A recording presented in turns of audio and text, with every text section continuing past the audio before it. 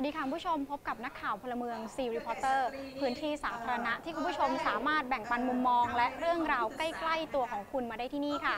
วันนี้นักข่าวพลเมืองพาคุณผู้ชมมาอยู่ที่จังหวัดปัตตานีนะคะมาร่วมให้ความสำคัญและเป็นส่วนหนึ่งในวาระครบรอบ2 ปีการลงนามพูดคุยเพื่อสันติภาพค่ะซึ่งจากการลงนามเมื่อวันที่ 28 กุมภาพันธ์ ปี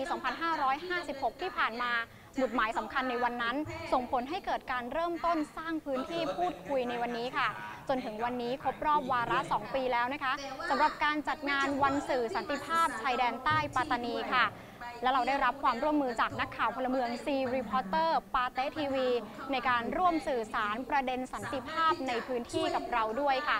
และคุณผู้ชมจะเห็นว่ามีการรวมตัวของภาคประชาชนภาคประชาสังคมกว่า800 คนที่นี่ค่ะปรากฏการณ์นี้สะท้อนว่าคนในพื้นที่ชายแดนใต้มีความหวังและมีความต้องการในการสร้างพื้นที่สันติภาพและร่วมมือกันในการหาแนวทางแก้ไขปัญหานี้โดยไม่ใช้ความรุนแรงค่ะ Pada minggu pertama bulan ini, pihak Pusat Pentadbiran Wilayah Sempadan Selatan (SOOBOTO) dengan kerjasama Jabatan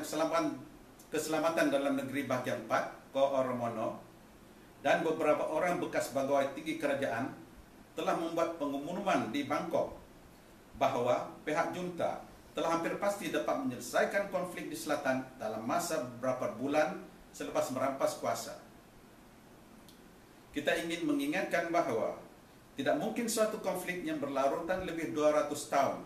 boleh dirungkai dalam masa beberapa bulan tanpa mengadakan sebarang perundingan dengan rakyat yang diwakili oleh pihak. นี่เป็นคลิปของฝ่ายผู้เห็นต่างจากรัฐที่ถูกเปิดในงานสันติที่มองเห็นภาพซึ่งตั้งข้อสังเกตนะคะว่าเป้าหมายของกระบวนการพูดคุยสันติภาพไม่ควรเพ่งเน้นเพียงการลดหรือขจัดความรุนแรงเท่านั้นแต่ควรตรวจหาสาเหตุรากเหง้าของความขัดแย้งขณะที่ผู้แทนแม่ทัพภาคที่ 4 ระบุว่าการแก้ไขปัญหาโดยสันติวิธีด้วยการขับเคลื่อนการพูดคุยจะเป็นนโยบายหลักของรัฐบาลชุดนี้ท่านทั้งหลายครับสันติภาพมันคือกุญแจดอกสำคัญที่จะทำให้เราไขไปสู่ประตูแห่งสันติสุขได้ครับถ้าเราขาดสิ่งนี้ผมเชื่อว่าสังคมไปไม่ถึงครับถ้าเราไม่สามารถทำให้สังคมมนุษย์อยู่ร่วมกันโดยปกติสุขได้ไม่สามารถทำให้สังคมมนุษย์ยอมรับและเคารพในสังคมพหุวัฒนธรรมได้วันนี้ภาคประชาสังคม15 เครือข่ายยังรวมตัวกันแถลงจุดยืนในการมีส่วนร่วมออกแบบกระบวนการสันติภาพในพื้นที่ค่ะคือตลอด11 ปีนี่มันทำให้เห็นว่าคนที่เคยเป็นเหยื่อหรือกำลังจะเป็นเหยื่อหรืออดีตที่เป็นเหยื่อเนี่ยทุกคนกำลังลุกขึ้นมาเพื่อต่อสู้เพื่อปกป้องสิทธิตัวเองนะคะแล้วมันเห็นพลังอย่างหนึ่งที่ทุกคนช่วยกันแล้วจากพื้นที่ที่มันเหมือนกับปิดแล้วก็ชาวบ้านไม่กล้าที่จะพูดเรื่องของตัวเองผู้หญิงไม่กล้ารวมตัวแล้วก็อยู่เงียบๆแล้วก็ถูกแรงกดทับมาตลอดแต่ทุกคนก็มีสิทธิ์ที่จะใช้เสรีภาพในการสื่อสารถึงสถานการณ์ที่เกิดขึ้นกับตัวเองแล้วก็กับสังคมได้นี่มันสุดยอดละผมว่าอันเนี้ยถ้าเราจับจุดถูกว่าผู้คนมีความคิดเห็นที่ต่างกันและมีที่ปลอดภัยพอที่จะให้สะท้อนความคิดเห็นแบบนี้น่าจะเป็นประโยชน์ต่อพวกเขาทั้งสองฝ่ายในการที่จะเก็บรับเอาข้อกังวลพวกนี้นะฮะไป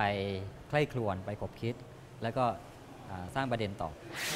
การรวมตัวของพวกเขาในวันนี้สะท้อนถึงความหวังและสะท้อนว่าไม่มีทางลัดที่จะเดินสู่สันติภาพนะคะเพียงแต่ทุกคนในพื้นที่ต้องร่วมมือกันพูดคุยเพื่อหาทางออกค่ะเพราะทุกเรื่องราวที่เกิดขึ้นในสังคมล้วนแล้วแต่เชื่อมโยงกันนะคะผู้ชมสามารถร่วมเป็นส่วนหนึ่งกับนักข่าวพลเมืองด้วยการแบ่งปันมุมมองและเรื่องราวใกล้ๆตัวของคุณผ่านทาง facebook.com/citizenthaipbs หรือทางหมายเลขโทรศัพท์0949761285เพราะพลังการสื่อสารอยู่ในมือคุณกลับมาพบกับซีรีพอร์เตอร์ได้ใหม่ในช่วงข่าวค่ำทางไทย PBS สำหรับวันนี้สวัสดีค่ะ